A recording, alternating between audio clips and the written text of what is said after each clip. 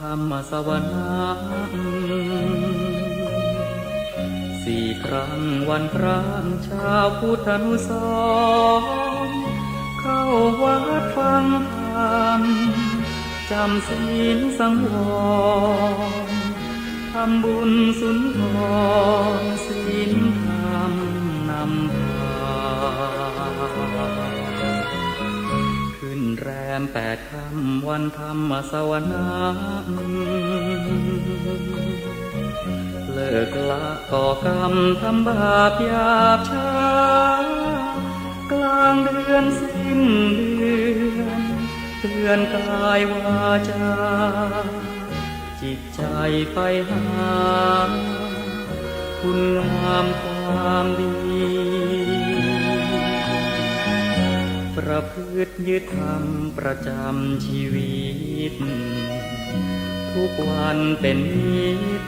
พ้นทุกข์สุขีวันพระสำรวจตรวจดูความดีอย่าปล่อยชีวิตให้ว่างห่างทา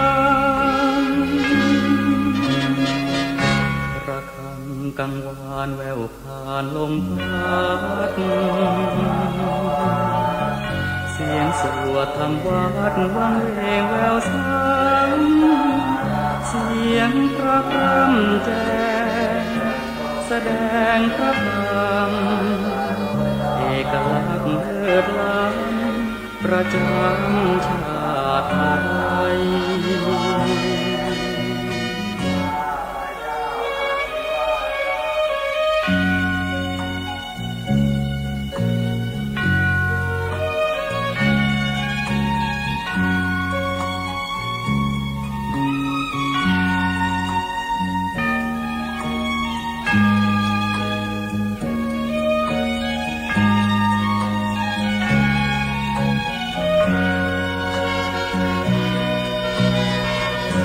ประพฤติยึดธรรมประจำชีวิตทุกวันเป็นนิจพ้นทุกข์สุขีวันพระสำรวจตรวจดูความดีอย่าปล่อยชีวิตให้ว่างห่างทางระฆังกังวานแววผ่านลมพัดเสียงสวดธรรมวัดวังเวงแววซ้ำเสียงพระพร่ำแจ้งแสดงพระธรรมเอกลักษณ์เลิศล้ำประจำชาติไทย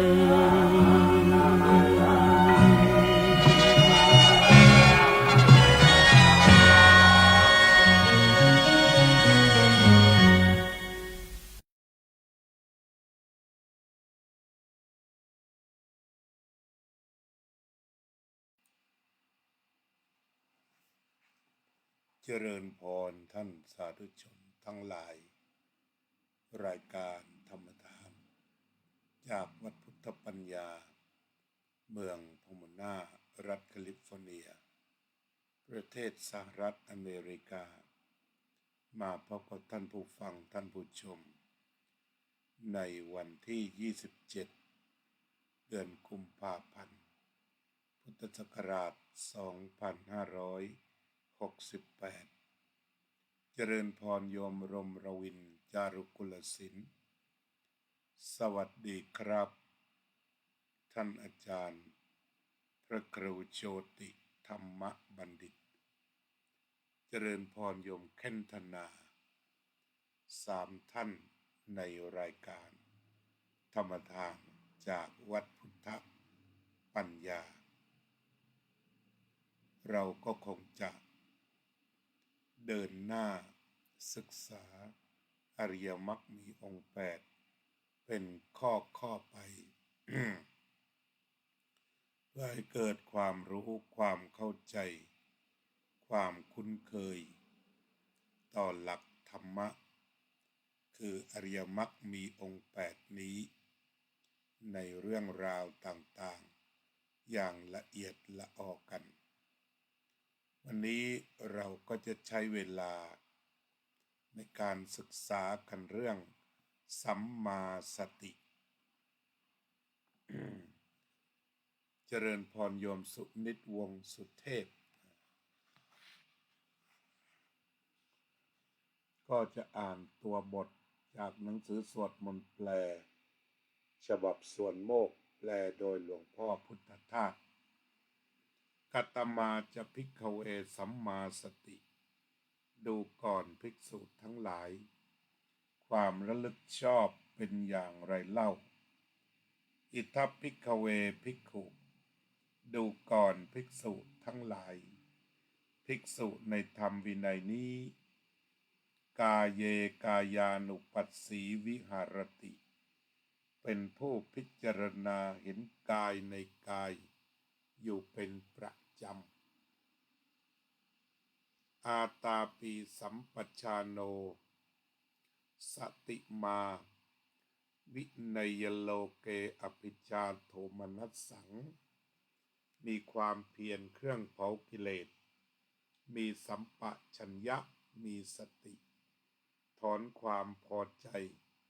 และความไม่พอใจออกเสียได้ในโลกออกเสียได้เวทนาสุเวทนานุปัสสีวิหารติย่อมเป็นผู้พิจารณาเห็นเวทนาทั้งหลายอยู่เป็นประจำอาตาปีสัมปชาโนสติมาวินัยโลเกอภิชาโทมนัสสังมีความเพียรเครื่องเผากิเลสมีสัมปชัญญะมีสติถอนความพอใจและความไม่พอใจในโลกออกเสียได้จิตเตจิตานุปัสสีวิหารติย่อมเป็นผู้พิจารณาเห็นจิตในจิตอยู่เป็นประจำอาตาปีสัมปชาโนสติมาวินัยโลเกอภิชาโทมนัสสังมีความเพียรเครื่องเผากิเลสมีสัมปชัญญะมีสติถอนความพอใจและความไม่พอใจในโลกออกเสียได้ธัมเมสุธัมมานุปัสสีวิหารติย่อมเป็นผู้พิจารณาเห็นธรรมในธรรมทั้งหลายอยู่เป็นประจำอาตาปีสัมปชาโนสติมาวินัยโลเกอภิชาโทมนัสสังมีความเพียรเครื่องเผากิเลส มีสัมปชัญญะมีสติถอนความพอใจและความไม่พอใจในโลกออกเสียได้อยังวุจติภิกขเวสัมมาสติดูก่อนภิกษุทั้งหลายอันนี้เรากล่าวว่าความระลึกชอบ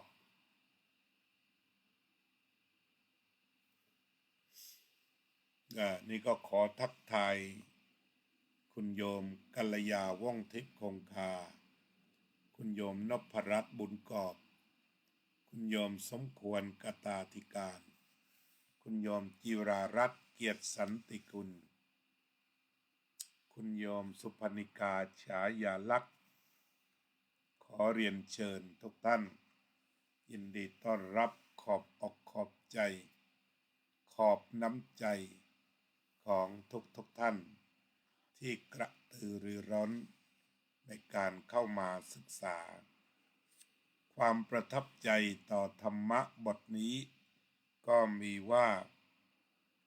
ภิกษุทั้งหลายภิกษุในธรรมวินัยนี้กายเยกายานุปัสสีวิหารติย่อมเป็นผู้เห็นกายในกายอยู่เป็นประจำกายเยก็คือกายกายานุปัสสีก็คือพิจารณาเห็นกายในกายคำว่าอนุปัสสีปัสสะแปลว่าเห็นอนุแปลว่าตามเห็นซึ่งกายในกาย การเห็นซึ่งกายในกายนั้นหมายถึงการมองเพื่อไม่ให้รูปนั้นเป็นสาตรูปเพื่อไม่ให้เกิดความยินดียินร้ายไม่ให้เกิดความยินดีในรูปนั้นไม่ได้ดูโดยความเป็นอัตตาแต่ว่ามองเห็นกายในกายเช่นในทางปฏิบัติเวลาเราเจริญภาวนาอานาปานสติก็เป็นการเห็นกายในกายกล่าวคือไปเห็นกายคือกองลมคือที่มีการกระทบกันภายในนี่ก็เป็นส่วนหนึ่งของการเห็นกายในกายหรือเวลาที่เจริญอาการ32เช่นเกสาโลมานขาตันตาตะโจท่านอาจารย์พระครูโชติถวายความเคารพท่านอาจารย์ครับเมืองไทยตอนนี้3:18 นาทีครับขอบคุณมากนะครับที่รายงานการรับชมนะครับโยมพรพันธ์เบตเล่จากชิคาโกเจริญพรเห็นกายในกายคือเห็นแบบไม่มีตัวมีตนเห็นแบบแยกส่วนไม่เห็นแบบรูปส่วนไม่เห็นแบบรวมไม่เห็นว่าเป็นคนไม่เห็นเป็นส่วนใดส่วนหนึ่งแต่ว่าเห็นเป็นส่วนออกไปเห็นผมเห็นขนเห็นเล็บเห็นฟันเห็นหนังเห็นกระดูกต่างๆออกไปหรือว่าเวลาปฏิบัติอานาปานสติก็เข้าไปเห็นกายในคือลมหายใจเราเห็นจมูกเราเห็นหูเราเห็นตานี่ก็เป็นกายภายนอกแต่ถ้าภายในก็คือลมหายใจออกเข้าท่านอาจารย์ดร.ส่งเสริมแสงทองกราบนมัสการจากแม่ริมเชียงใหม่ก็ขอเจริญพรอุบาสกดร.ส่งเสริมแสงทอง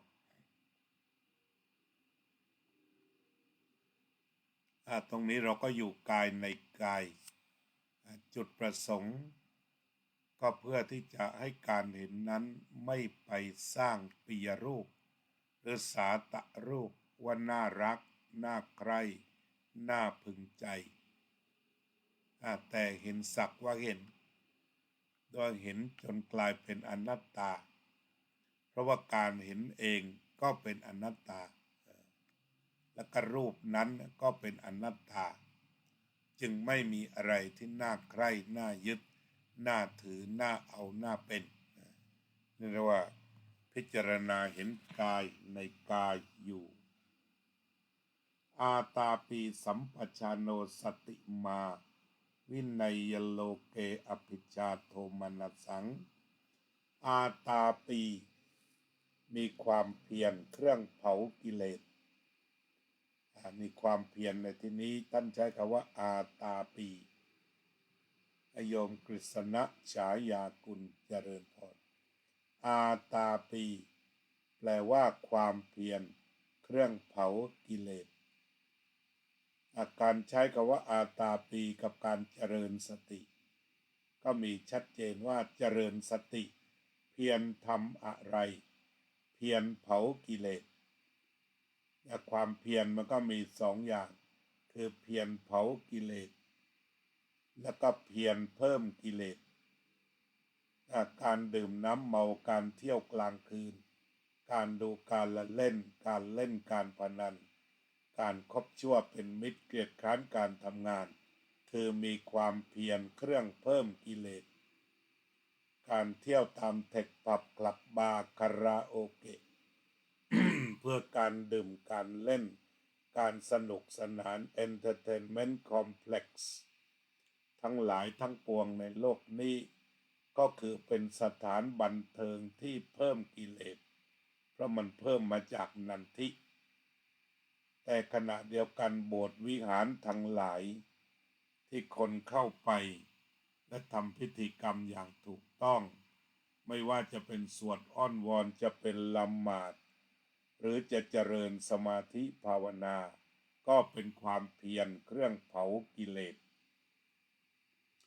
นั้นการที่ไปวัดบ่อยไปโบสถ์บ่อยไปสุเหร่าบ่อย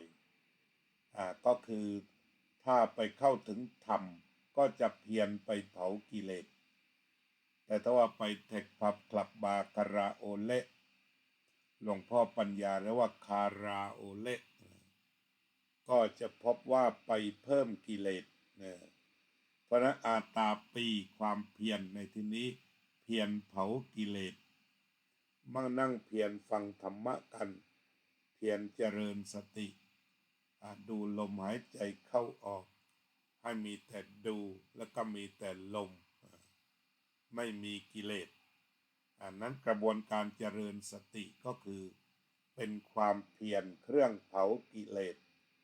ไม่ใช่ความเพียรเครื่องเพิ่มกิเลสหากมองโดยชาวพุทธก็เป็นเช่นนี้โบสถ์วิหารศาลาการประเรียนลานโพธิธรรมลานธรรมลานหินโค้งลานไผ่ทั้งหลายทั้งปวงก็เป็นสถานที่เพื่อลดกิเลสเพื่อเผากิเลสความเพียรก็ต้องเผากิเลสแต่ขณะเดียวกันสถานบันเทิงครบรูปแบบ ทุกชนิด เต็มไปด้วยความบันเทิงแล้วคนก็อุตส่าห์พยายามไปอยู่กันจนขอขยายเวลาจากเที่ยงคืนให้สว่างไปเลยเรียกว่าขอขยายเวลาเพื่อที่จะเพิ่มกิเลสขอขยายเวลาการดื่มสุราโบราณเขาก็บอกว่าขอห้ามดื่มสุราวันพระวัน8 ค่ำ15 ค่ำอันนี้ปฏิบัติกันมาเพื่อเผากิเลสแต่ว่าคนสมัยใหม่รัฐบาลสมัยใหม่สภาสมัยใหม่ก็มาเรียกร้องว่าเพิ่มวันดื่มเพิ่มเวลาดื่มเถอะความหมายเชิงพุทธก็คือเพิ่มกิเลสเพิ่มการเพิ่มเติมกิเลสไม่ใช่เผากิเลสเติมน้ำมันลงไปให้ไฟกิเลสกระพือโหมขึ้นให้ปรารถนายิ่งขึ้นไปปรารถนาที่จะดื่มขึ้นไปลุ่มหลงมัวเมาในการดื่มสุรายิ่งขึ้นไปปัญญาหดหายสติหดหายเหลือแต่ความอยากความใคร่ความปรารถนาเหลือแต่ตัณหาทุกข้อที่จะมารวมกันนี่ก็คือในนัยยะของธรรมเอาธรรมะมาตั้งงั้นอาตาปีสัมปชาโนสติมามีความเพียรเครื่องเผากิเลสมีสัมปชัญญะมีสติคำว่ามีสัมปชัญญะก็คือมีความรู้สึกตัวทั่วพร้อมมีสติคือระลึกได้เสมอเจริญพรโยมกฤษณะฉายากุลสวัสดีครับท่านอาจารย์สาธิตธีรปัญโยมีสัมปชัญญะมีสติมีสัมปชัญญะมีสติอาตาปีสัมปชาโนสติมาตรงนี้ก็เป็นคำหลักที่ชาวพุทธอาจจะท่องเล่นเป็นมนตราอาตาปีสัมปชาโนสติมาคือเพียรเผากิเลสก็สอดคล้องกันกับความเพียรระวังไม่ให้บาปเกิดตรงนี้ก็เป็นการเพียรเครื่องเผากิเลสมีสัมปชัญญะมีสติสัมปชาโนสติมามีสัมปชัญญะคือรู้สึกตัวทั่วพร้อมในการทำในการพูดในการเคลื่อนไหวกายในทุกขณะไม่ว่าจะดื่มไม่ว่าจะรับประทานไม่ว่าจะเป็นการปรุงอาหารการจัดโต๊ะจัดจานล้างถ้วยล้างจานขับรถเดินทางก็สามารถใช้คำว่าสัมปชาโนสติมาคือมีสัมปชัญญะรู้ตัวสติมามีความระลึกได้กับความรู้ตัวท ทำงานร่วมกันติดต่อกันไปไม่มีช่องว่างให้กิเลสเกิดอันนี้พระพุทธองค์ก็ทรงตรัสถึงกระบวนการไม่ให้มีช่องว่างก็มีแต่สติกับสัมปชัญญะไม่มีอะไรตรงนี้เรียกว่าจิตว่างแล้วจิตว่างจากกิเลสแต่มีสติสัมปชัญญะไม่มีที่ว่างของกิเลสการเผาก็เกิดขึ้นก็คือกิเลสก็ไม่ปรากฏแล้วจิตใจก็สะอาดสว่างสงบอยู่กับสัมปชัญโนสติมาคือความรู้ตัวทั่วถึงอันบริสุทธิ์การระลึกถึงอันบริสุทธิ์ก็ปรากฏเราจึงเห็นกิจกรรมการระลึกถึงลมหายใจเข้าออกหรือการเดินจงกรมทุกกิจกรรมก็เพื่อที่จะยังสติและสัมปชัญญะให้ครองกายอยู่กับกายเพื่อที่จะถอนความพอใจและความไม่พอใจในโลกออกเสียได้วินัยโลเกอภิชาโทมนัสสังเพราะฉะนั้นอาตาปีสัมปชัญโนสติมาวินัยโลเกอภิชาโทมนัสสังมีความเพียรเครื่องเผากิเลสมีสัมปชัญญะมีสติถอนความพอใจและความไม่พอใจในโลกออกเสียได้หัวใจของสัมมาสติอยู่ที่นี่สัมปชัญโนอาตาปีหนึ่งคำที่ใหญ่ก็คือความเพียรใดๆก็จงเป็นไปเพื่อเผากิเลสทำกิเลสให้ลดน้อยลงสัมปชัญโนมีความรู้สึกตัวทั่วพร้อมสติมามีความระลึกอยู่เสมอวินัยโลเกอภิชาโทมนัสสังก็คือสิ่งที่ปรากฏทางตาหูจมูกลิ้นกายใจเรียกว่าโลกโลกมีอยู่จริงคือสิ่งที่ปรากฏทางเห็นทางได้ยินทางได้กลิ่นทางได้รสทางได้โผฏฐัพพะทางได้ธรรมารมณ์โลกอยู่ตรงนี้ฉะนั้นไม่ได้ให้ไม่ดูโลกโลกก็อยู่ต่อไปแต่ถอนความพอใจและความไม่พอใจก็คือมีแต่สติสัมปชัญญะไม่มีความพอใจและความไม่พอใจในขณะนั้นการปฏิบัติธรรมก็ต้องเป็นขณะในขณะใดที่มีสัมปชัญญะสติแล้วก็ความพอใจไม่พอใจมีไม่ได้ก็ถูกถอนออกไปจิตก็ว่างก็สงบเย็นอยู่กับสติสัมปชัญญะนั้นในข้อต่อมาก็เช่นเดียวกันข้อความเหมือนกันเวทนาสุเวทนานุปัสสีวิหรติกล่าวคือเวทนาก็คือนี้ตัวที่พระพุทธเจ้าชี้เลยก็สุขเวทนาคือชอบทุกขเวทนาคือชังอทุกขมะสุขเวทนาก็คือยังไม่ได้ตัดสินเรียกว่ายังไม่รู้ว่าจะเอนไปทางสุขดีหรือทุกข์ดีแต่ไม่ได้อยู่ในฐานะที่ปลอดภัยเพราะมันมีอวิชชาเป็นตัวกำกับเป็นฐานที่เรียกว่าเป็นอนุสัยสุขเวทนามีราคานุสัยก็คือมีความชอบอันมาจากนันทิเพลินแล้วก็ติดอกติดใจมีราคานุสัยคือความติดอกติดใจราคานุสัยอวิชชานุสัยก็คือมีอวิชชาคือความไม่รู้เพราะอทุกขมะสุขเวทนาก็ต้องไปดูตัวเพื่อว่ายังไม่รู้ว่าชอบหรือไม่ชอบดีทั้งนี้ก็รอความเพลินจะเป็นตัวดึงถ้ามันเพลินมากก็จะไปสู่ความชอบหากความไม่เพลินเยอะก็จะผลักจึงมีสองอย่างมีดึงกับผลัก ดึงเป็นส่วนสุขเวทนาผลักเป็นตัวทุกขเวทนาก็ยังไม่รู้แต่ว่ายังไม่รู้นี่แหละโอกาสที่จะไปก็มี นี่เรียกว่าอทุกขมะสุขเวทนาทีนี้พระพุทธองค์ก็ตรัสว่าให้พิจารณาเห็นเวทนาในเวทนาทั้งหลายอยู่เป็นประจำคือในความเป็นเวทนานั้นก็พิจารณาเห็นแล้วว่าในเวทนานั้นมันมีราคะอยู่มันมีราคานุสัยในสุขเวทนาคือความติดอกติดใจมีปฏิฆานุสัยอยู่ในทุกขเวทนานี่ใน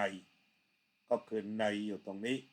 คือในทุกขเวทนามันมีความอึดอัดขัดเคืองความไม่ชอบอยู่ในมีอะไรอยู่ข้างในอย่างสุขเวทนามีอะไรอยู่ข้างในก็มีราคานุสัยมีนันทิกราคะก็มันก็จะเทียบเท่าตัณหาอยู่แล้วนะโยมพยาวเจนพนัสเจริญพรมันมีนันทิกับมันมีราคะก็เทียบเท่าตัณหาเลยนันทิราคะสหคตาตัตราภินันทินีคือหมายความว่าเพลิดเพลินชอบมากเสยที่ทางกามตัณหาภวตัณหาวิภวตัณหาความปรารถนาอยากได้อยากมีอยากเป็นไม่อยากได้ไม่อยากมีไม่อยากเป็นฉะนั้นในปฏิจจสมุปบาทจึงเวทนาแล้วก็ตัณหาเวทนาปัจจยาตัณหาปัจจยาเวทนาปัจจยาตัณหาปัจจยาอุปาทานังอุปาทานปัจจยานี่ท่านในปฏิจจสมุปบาท3ข้อนี้คล้องกันเป๊ะเราจึงรู้ได้ถึงว่าฐานของปัญหานี่มันอยู่ที่ไหนมันก็อยู่ที่เพลินแล้วก็ติดอกติดใจผ่านตัวเวทนาสุขเวทนาจึงเป็นเหตุให้เกิดกามตัณหาภวตัณหาเพราะมีความติดอกติดใจเป็นรากฐานฉะนั้นเวทนาสุขเวทนานุปัสสีการเห็นเวทนาในเวทนาก็คือหมายถึงว่าในเวทนามันมีอะไรการเห็นของที่อยู่ในแก้วนี้เป็นน้ำส้มเป็นน้ำเต้าหู้ใช่ไหมด็อกเตอร์ส่งเสริมแสงทองโยมพยาวเจนพนัสนี่นักเจริญสติทั้งนั้นเลยใน2ท่านพยาวนี้ท่านศิวิไลท่านส่งเสริมนี่ก็เจริญสติกันเห็นเวทนาในเวทนาเนี่ยในรูปของในเวทนามันมีราคานุสัยอยู่ราคานุสัยติดอกติดใจปักอกปักใจลงไปในราคานุสัยต่อไปก็จะเป็นปฏิฆานุสัยคือเริ่มต้นปฏิฆะนี่เป็นความโกรธขนาดจิ๋ว คือเล็กสุด ถ้าว่าขาดการเข้าใจขาดการพิจารณามันก็ค่อยโตแบบก้าวกระโดดก็ได้เช่นโตเป็นโกฏะโกรธเป็นฟืนเป็นไฟหรือว่าเป็นโทสะทำลายทุกอย่างที่ขวางหน้าอนุปวาโทด่าเอาให้แหลกใส่ร้ายป้ายสีทุกรูปแบบอนุปวาโทอนุปคาโตไม่ฆ่าคือเรียกว่าไม่ฆ่าแล้วก็ไม่ทำร้ายแต่ถ้าปฏิฆามาฆ่าได้ฆ่าทำร้ายได้ทำร้ายกล่าวร้ายโกหกบดเท็จใส่ความใส่ร้ายได้ทั้งหมดนี่เรียกว่ามันมาจากปฏิฆานุสัยมันไม่ชอบแล้วก็ต้องบดขยี้ให้มันพ้นหูพ้นตาพ้นทางตัวนี้ก็นำไปสู่วิภวะตัณหาอย่ามาให้เห็นหน้าอีก อย่ามาให้เห็นหน้าอีกมาเห็นหน้าจะหักขาส่งไปเลย ท่านนี้ก็แรงแล้ว มาแล้วก็จะฝากแผลไปตบบ้องหูเอามีดฟันก็ได้แผลไปฝากแผลกายเอาฝากแผลใจไปเจ็บใจอันนี้ก็เรียกว่าตัณหามาพร้อมคือวิภวตัณหามันร้ายอย่างนี้อวิชชาอยู่เนี่ยวิชาอยู่ในโอกาสบรรลุธรรมนี่จะไม่มีอันนี้ก็เรียกว่าความเป็นมาละโอกาสบรรลุธรรมนี่ก็ไม่มีวิภวตัณหานี่ก็คือไม่ชอบสรุปสองอย่างคือกามตัณหาภวตัณหามาจากสุขเวทนาที่มีราคานุสัยเป็นตัวเหนี่ยวนำโยมน้อยพรหมประเสริฐโยมพรทิพาแก้วผลึก1 โหลพอดีนี่เราขยี้กันหน่อยนะขยี้เรื่องเวทนากันสักนิดก็จะได้เข้าใจทีนี้เราก็มาดูอาจจะเชื่อมโยงในชีวิตประจำวันการกระทำการซื้อการหาการซื้อบริการการใช้บริการการดำเนินชีวิตต้องการ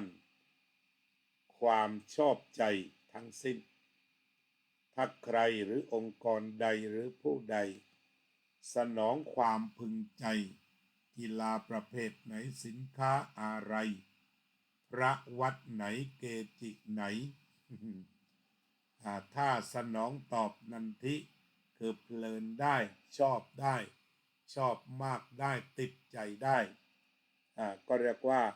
จะเป็นที่ตั้งแห่งความเคารพรักและก็นับถือสุดท้ายก็มีราคะคือมีราคาจ่ายเท่าไหร่ไม่อั้นไปถึงราคะก็คือติดใจและไม่อั้นแล้วเอายกตัวอย่างเช่นบางสิ่งเช่นบุหรี่ราคาแพงเท่าไหร่ก็ราคะติดแปลว่าติดอย่างติดบุหรี่นี่คือมีราคะอยู่ในบุหรี่จึงจะต้องจ่ายราคาบุหรี่ เท่าไหร่ก็ไปลองดูไม่ทราบราคาเหล้าสุราก็นี่มันมาจากนันทิคือความเพลินแล้วก็มาจากราคะคือราคาเท่าไหร่ไวน์ขวดนี้ราคากี่หมื่นไวน์ขวดนี้ราคากี่แสนซื้อเลยบ้านหลังนี้ราคากี่ล้านถ้าว่าชอบใจไปถึงขั้นชอบจ่ายเลยจ่ายเลยฉะนั้นนี่ก็คือความเป็นมาของนันทิความเพลินเราก็ฉีกเวทนาเข้าไปก็เจอนันทิคือความเพลิน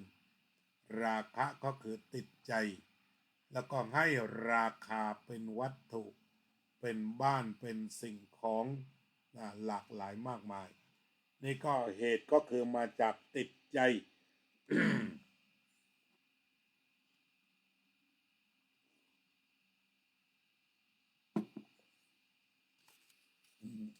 เมื่อติดใจก็มีราคาเช่นว่าในวงการพระเครื่องกล่าวกันว่าพระสมเด็จบางรุ่นขายถึง20 ล้านทีนี้คนที่ควัก20 ล้านซื้อก็มีรากฐานมาจากความชอบเกิดความนันทิเกิดความเพลินแล้วก็มีราคะความติดอกติดใจ Good morning David ปุญญกาโมมัง Thank you very much for coming for attention ธรรมทานะโปรแกรม We are going to talk about setting the mindfulness to follow the body, the feeling, thinking and all phenomena. It just arising, existing for a while and passing away. We should study what is in the body, what is in the feeling, what is in the thinking, what is in the phenomena. We are going to study and see on things that non-self, non-self, no self. When there's a no self, nothing should be clung. Nothing on thing should be clung, because nothing to be clung. Nothing should be clung, because nothing is to be clung. This is the talking about setting mindfulness to follow the body, to follow what are inside the body, to follow the feeling, what are inside the feeling, what are inside the thinking, what are inside phenomena, and let all phenomena go. Lastly, after we realized that nothing is just emptiness, it's just dependent origination, dependent arising, it's just temporary phenomena. Recognize, knowing, and let go. This is the heart of the four foundations of mindfulness.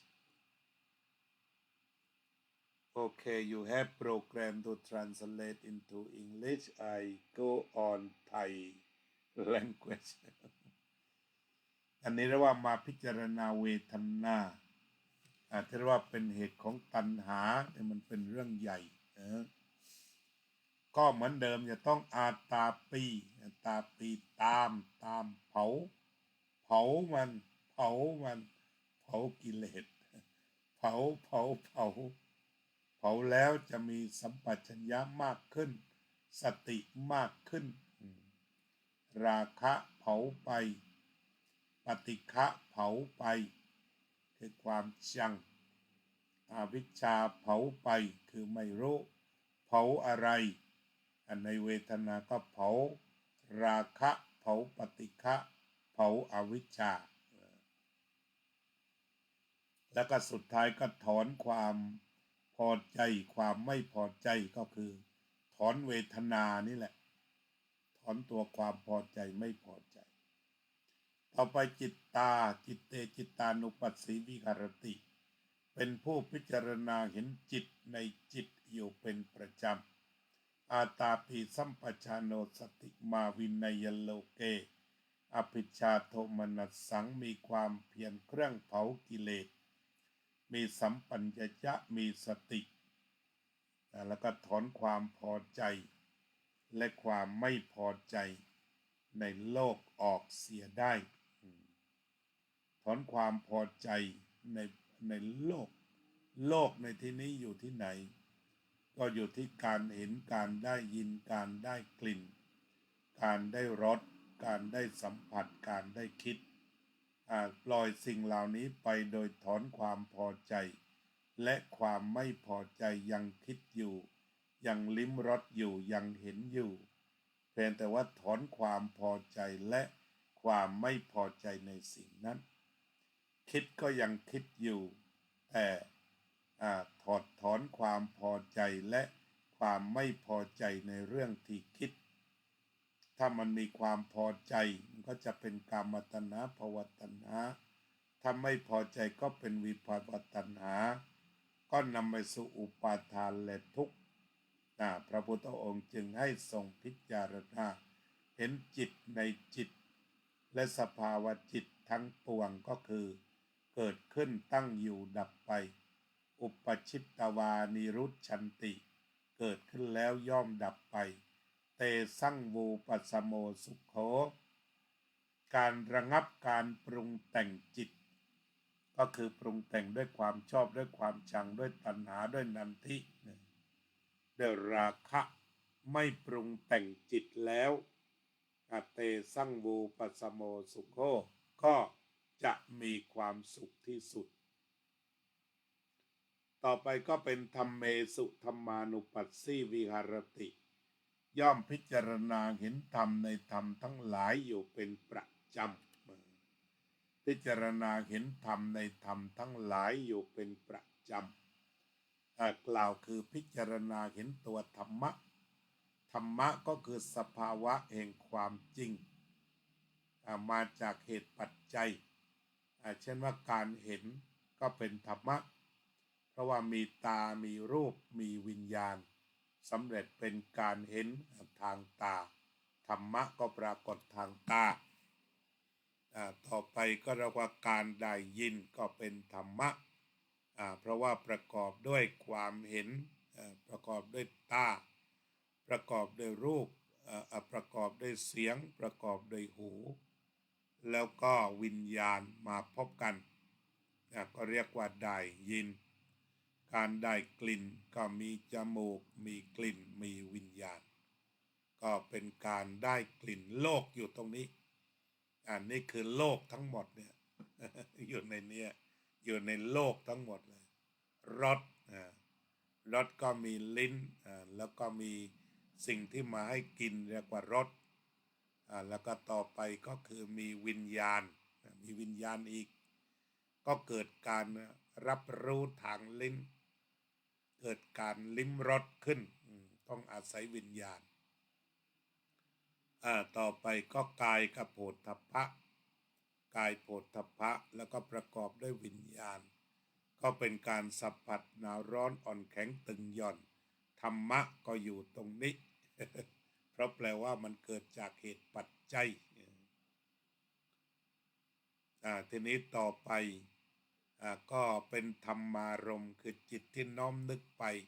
ถึงอดีตหรือว่าปรุงถึงอนาคตก็เป็นธรรมารมณ์ก็เป็นธรรมะไปเรียกว่าปรุงแต่งที่ถ้าเกิดอราคะเนี่ยก็เป็นธรรมะเพราะมันมาจากนันทิจากการเห็นการได้ยินการได้กลิ่นการได้รสการได้โผฏฐัพพะในขณะนั้นก็เกิดเหตุปัจจัยเกิดแล้วดับไปอันนี้กายเวทนาจิตธรรมก็เกิดดับอยู่ตลอดเวลาโยมเอริกพุ่มบัว เจริญพร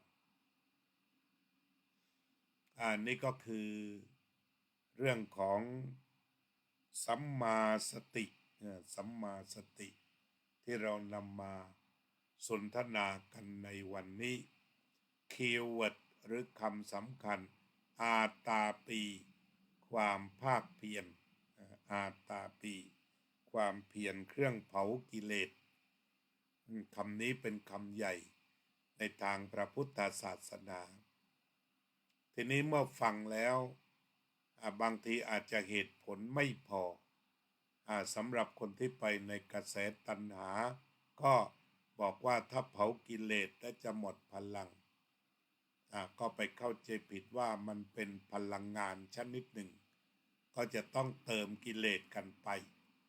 หลายคนทำการทำงานเสร็จเย็นก็ไปเติมกิเลสเอาตังค์ไปทิ้งค่าเหล้าบ้างค่าอาหารบ้างแล้วก็กินกันเป็นคืนนี่เรียกว่าไปเลี้ยงกิเลสถ้าเลี้ยงกายเลี้ยงไม่มากอาหาร2 จานอิ่มน้ำสักขวดอิ่มแปร่เลยแต่ถ้าว่าไปดื่มสุราคือไปเลี้ยงกิเลสให้โตขึ้นแล้วความพอจะไม่มีในที่สุดก็ทรัพยากรก็แทบจะไม่พอเงินทองที่ได้ไม่เคยพอเพราะว่ามันเลี้ยงกิเลสไม่ไหวแต่ถ้าเลี้ยงปากเลี้ยงท้องมันจะลดรายจ่ายทันทีเราไม่ได้คิดถึงการลดรายจ่ายแต่คิดถึงการทำยังไงจะเพิ่มรายได้เราก็คิดเพิ่มตรงนั้นเพิ่มตรงนี้แต่ไม่ได้มานั่งลดกันว่าหยุดบุหรี่แล้วหรือยังลดไปได้เท่าไรหยุดเหล้าแล้วหรือยังลดไปได้กี่ร้อยต่อวันเราไม่ได้มาพิจารณาแต่เราคิดว่าเราจะขึ้นค่าแรงอีกเท่าไหร่เราจะมีสวัสดิการมาอีกเท่าไหร่ฉะนั้นต้องมองรอบด้านเรียกว่ามองแบบมีปริญญากันเลยทีเดียว เอาหลักเพราะฉะนั้นก็นี่ก็คือการเจริญสติในอริยมรรคมีองค์8คือเจริญเพื่อให้ความเพียรไปเผากิเลสถอนความพอใจและความไม่พอใจอันเป็นรากทุกข์ที่รบกลุ่มรุมใจมนุษย์อยู่ทุกวันนี้ก็อยู่แค่นี้แหละไม่พอใจก็ฆ่ากันจนตายถ้าพอใจก็นี่แหละเสพยาเสพเหล้ากลายเป็นปัญหาโลกแตกไม่มีใครหยุดกัญชาขายดีสุราขายดีบุหรี่ขายดียาบ้าขายดีโคเคนขายดีอันนี้ก็คือฝั่งชอบนั่นแหละที่ใช้ส่งใจไปตามกระแสชอบก็คือติดนี่แหละแล้วก็ที่ไม่ชอบก็สงครามนี่แหละ กี่คู่ก็มาจากโทมนัสนี่แหละเพราะว่าไม่ได้ถอนความไม่พอใจออกก็เลยเป็นสงครามฉะนั้นสงครามทุกวันนี้พูดให้ตายก็ไม่หยุดตายกันเป็นแสนก็ยังหาทางหยุดไม่ได้เพราะผู้นำยังไม่พอใจผู้นำยังไม่พอใจท่านปูตินยังท่านอะไรเลสกี้ก็ยังก็ไม่พอใจก็อยู่แค่นี้แหละสงครามมันก็มาจากไม่พอใจการติดอยู่ติดยาติดเหล้าติดการพนันทั่วบ้านทั่วเมืองมันก็มาจากพอใจลองดูฉะนั้นธรรมะพระพุทธองค์ประเสริฐจริงๆมันตอบโจทย์ว่าถ้าไล่ตามความพอใจมันก็สภาวะก็คือติดแหละติดอะไรก็ต้องจ่ายเรื่องนั้นแหละมันก็ไปกระทบเรื่องเศรษฐกิจไม่ได้ห้ามให้ไม่จ่ายแต่ลองดูว่าถ้าติดแล้วมันก็ต้องจ่ายแรงจ่ายหลายเรื่องจ่ายหลายราวก็สุดแล้วแต่มันก็มาจากรากเดียวคือราคานุสัยไปเดินห้างถ้าราคานุสัยมากมันก็จ่ายมากถ้าราคานุสัยน้อยมันก็จ่ายน้อยชอบมากจ่ายมากชอบน้อยจ่ายน้อยไม่ชอบไม่ไปเลยทางนี้ก็ขึ้นอยู่กับปัญญาแล้วล่ะในการที่จะเลือกฝรั่งมันมีคำว่า you have a choice ก็ช้อยเอา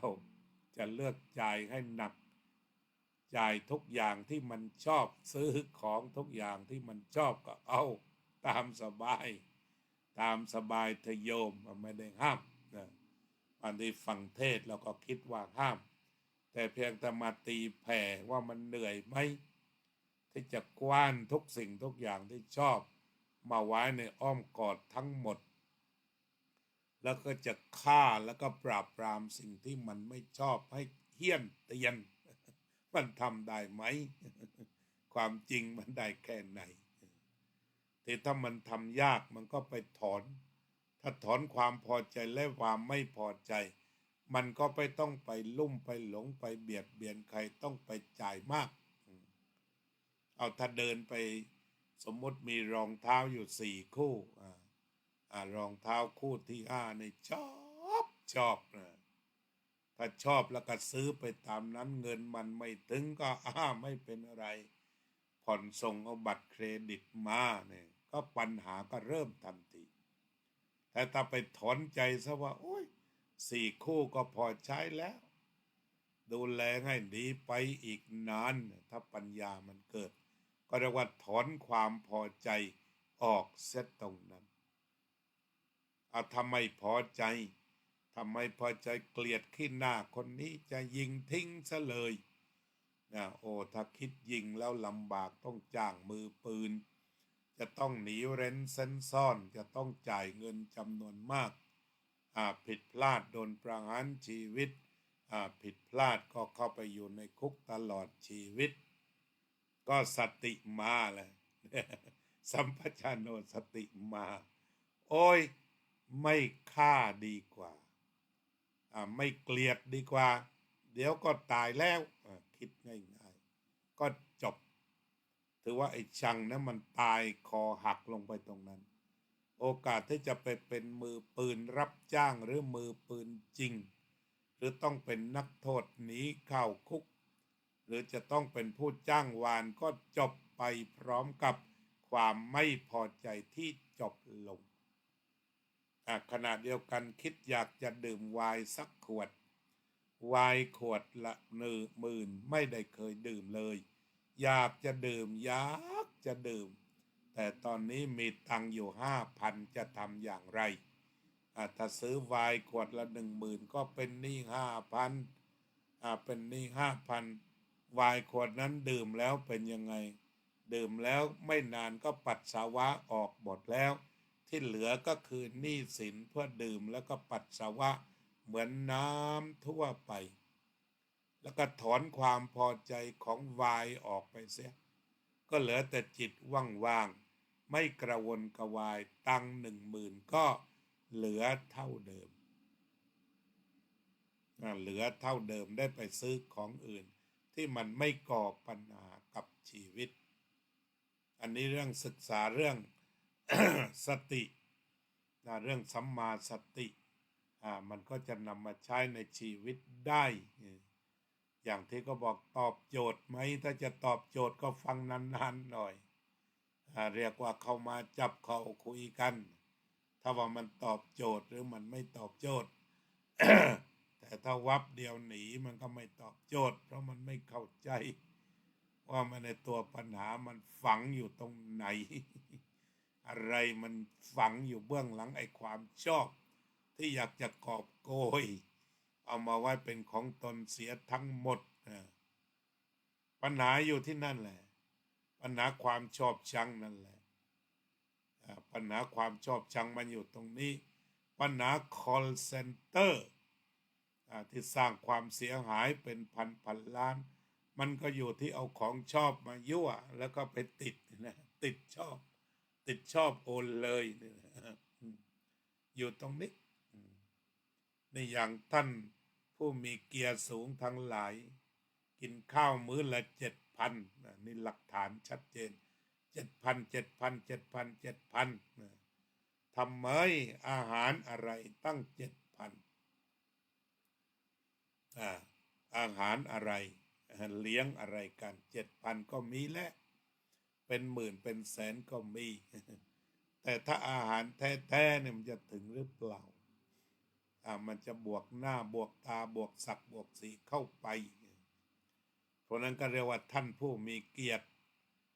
7,000ก็คือพาไปเสริมเกียรติฉะนั้นก็ถ้าเราลดเกียรติลงตัดเกียรติออกไป100 บาทยังพอหาทานได้100 บาทยังพอหาทานได้ร้านอาหารทั่วไปบางร้านก็ยัง60อยู่ถ้าไปร้านหมอวรงก็10 บาทโอ้โหเนี่ยเมื่อไหร่ท่านผู้มีเกียรติจะมาเข้าร้านหมอวรงหมอวรงสติไทยรักดีเนี่ยฟังดูแล้ว10 บาท มีข่าวท่านผู้มีเกียรติคนละ7,000โอนมาเลยงั้นนะไปหาข่าวเอาเองนะมื้อละ7,000ของหมอวรงนี่ทำมื้อละ10 บาทน่าสนใจทีนี้ถ้าท่านมื้อละ7,000พามาลงขันให้คุณหมอมันก็ได้อีกหลายมื้อเหมือนกันแต่ว่าทุกคนบอกมันก็พอใจจ่ายมันมีราคะนะราคะคือพอใจ7,000ก็พอใจมันเริ่มพอใจมันเริ่มติดใจ7,000จิ๊บจ้อยอีกอาจจะเป็นอย่างนั้นก็เลยจ่ายกันได้อันนี้ยกตัวอย่างข่าวจริงๆมันก็มาจากราคะคือพอใจที่จะจ่ายมีปัญหาไหม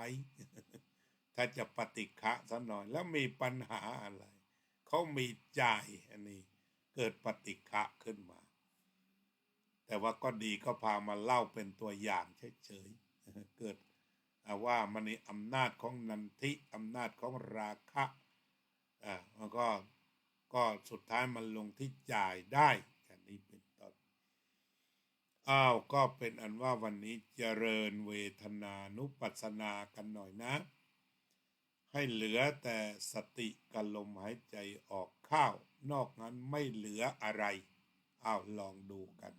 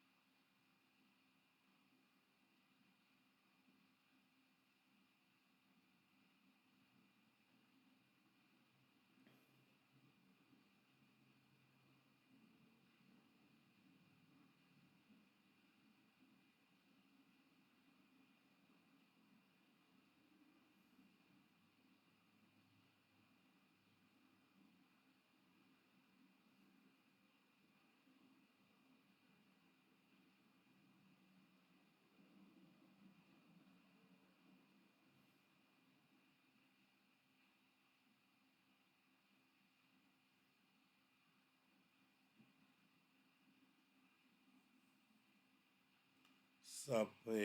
สัตตาสัตว์ทั้งหลายที่เป็นเพื่อนทุกข์เกิดแก่เจ็บตายด้วยกันทั้งหมดทั้งสิ้นเวราโหนตุจงเป็นสุขเถิดอย่าได้มีเวรแก่กันและกันเลยอัพพยาปัชชาโหนตุจงเป็นสุขเถิดอย่าได้พยาบาทเบียดเบียนซึ่งกันและกันเลย นิคาโหนตุจงเป็นสุขเถิดอย่าได้มีความทุกข์กายทุกข์ใจเลยสุขีอัตตานังปริหะรันตุจงมีความสุขกายสุขใจรักษาตนให้พ้นจากทุกภัยทั้งสิ้นเถิดนาภิวายทนาสิลิสะนิจจังวุธาปจายโนจัตตารโอธรรมาวัฏฏันติอายุวันโนสุขังภะลัง May all living beings be free from dangers. May all living beings be free from hostility. May all living beings be free from aversion. May all living beings be free from harming. May all living beings be free from suffering. May all living beings be well. May all living beings be safe. May all living beings be successful, peaceful, and happy. ขอบคุณโยมเอฟภาคพิเศษโยมเฉลิมศรีภาคพิเศษโยมสุพรรณิกาฉายาลักษณ์โยมนพรัตน์บุญกอบโยมกัลยาว่องทิพย์คงคาโยมศิวิไลศรีวงใจ Thank you very much for them to come to participate ธรรมทานะ The Gifts of Dhamma Program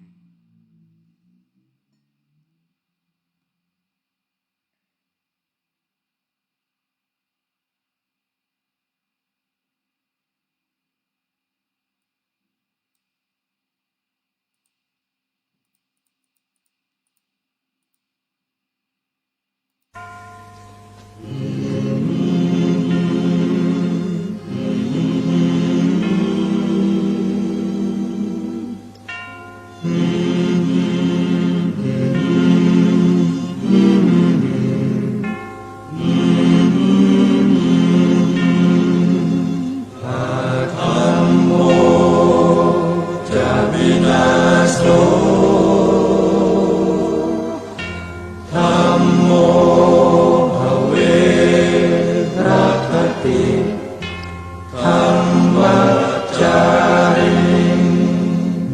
ระพุทธองค์ท่านทรงตรัสรู้เป็นสัพพัญญูตรัสสอนความจริงว่าธรรมะย่อมชนะทุกสิ่งเป็นที่พึงพิงแก่ผู้ประพฤติชอบธรรมจะวินาโสธัมโมภเวรัคติธัมมัจจาริอำนาจใดๆก็ตามย่อมถึงความพินาศถ้าขาดธรรมะประจำไม่มีใครอยู่ค้ำฟ้าเราต่างเกิดมาใช้กรรมจงอยู่ในศีลในธรรมคิดทำแต่กรรมที่ดีธัมโมจะวินาโสธัมโมภเวรัคติธัมมัจจาริทำส่องสว่างสู่ทางสุขสีคำจุนโลกนี้นิรันด